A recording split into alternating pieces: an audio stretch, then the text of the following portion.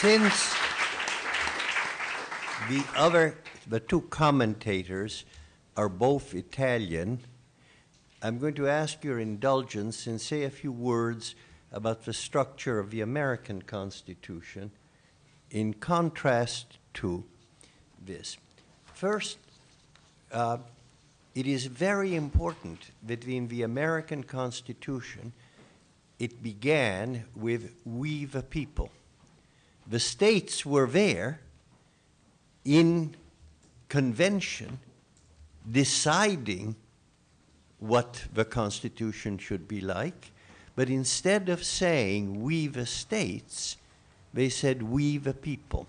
So that this was an immediate declaration to the people and a claim in the people, perhaps of continuous revolution even, of sorts.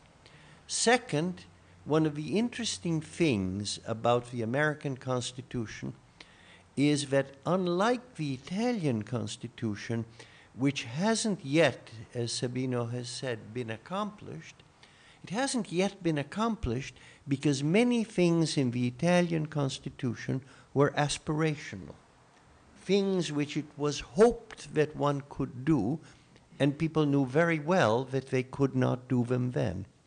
There's remarkably little in the American Constitution as originally written that is aspirational.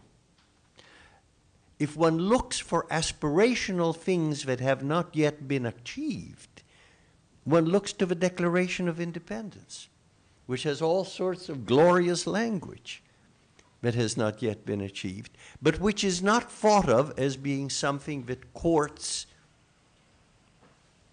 and follow directly.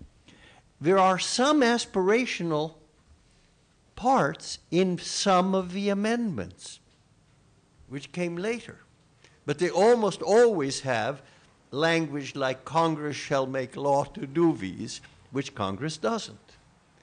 Or when they do, the courts say, does it really mean that? And you have this wonderful thing about equal protection in the 14th Amendment. Does it occur now in one way or only in 25 years? The kinds of things which Disraeli said of politics is forever, and such. So at the aspirational side, in a way, the American Constitution promised less, just said we will do less. And yet, the desire for aspiration is there.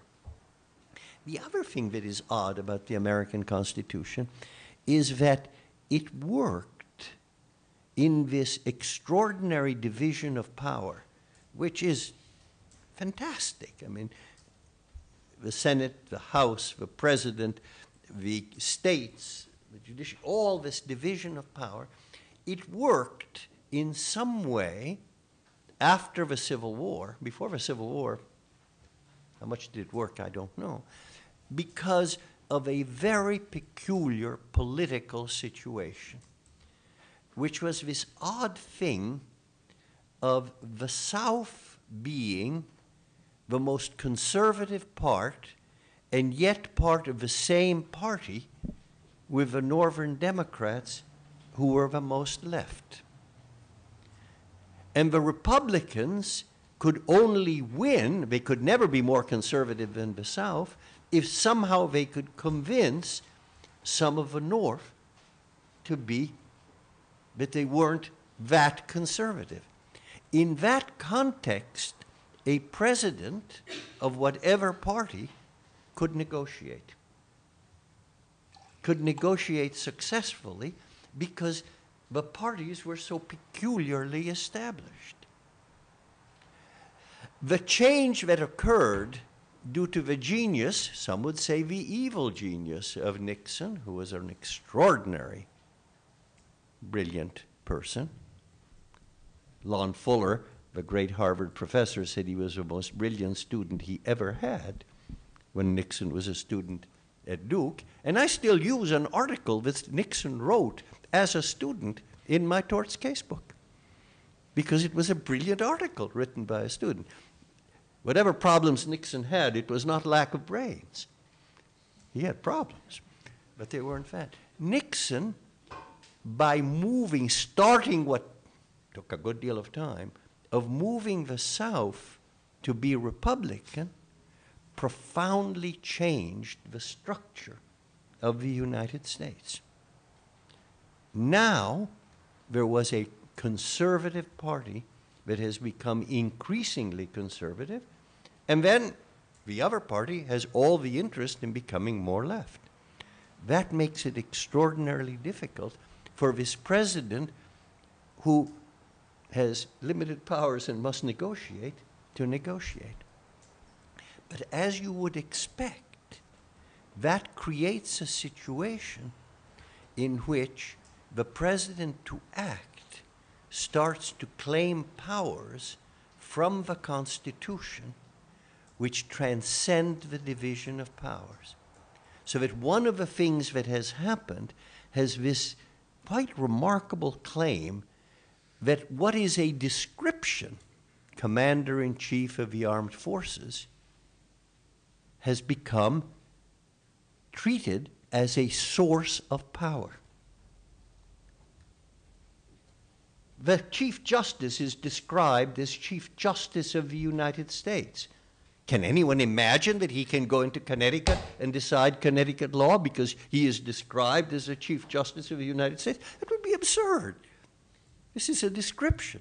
And so was Commander-in-Chief of the Armed Forces. But because of the need of this, the president has claimed it, and on the whole, he's been allowed to do it. The time is going to come, I think, that if this degree of incapacity to negotiate because of this new political structure continues, presidents will make claim to equivalent powers in domestic things.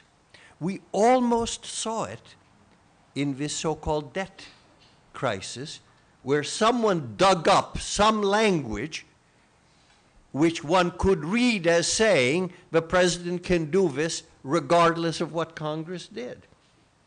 Obama didn't do it. Clinton said he would have.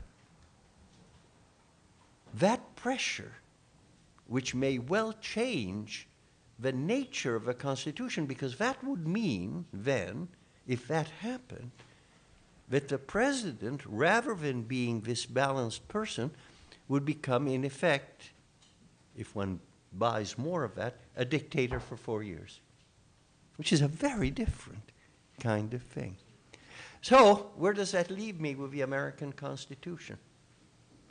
A work in progress, perhaps of a different sort. A problem of a different kind.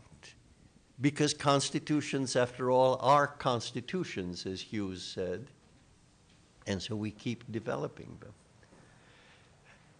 The only thing is that we do think of our Constitution as the sacred book.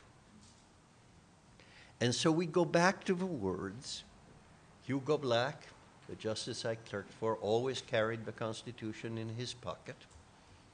And I do too. Because it is the sacred book. And when somebody wanted to do something which was a total rejection of the state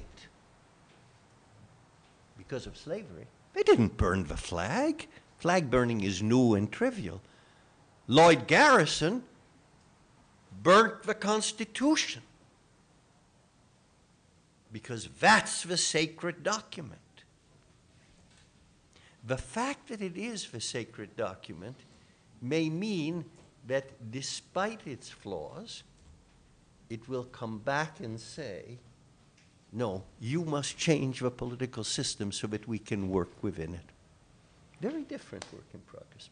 Anyway, I now turn the floor over to the commentators on Sabino's.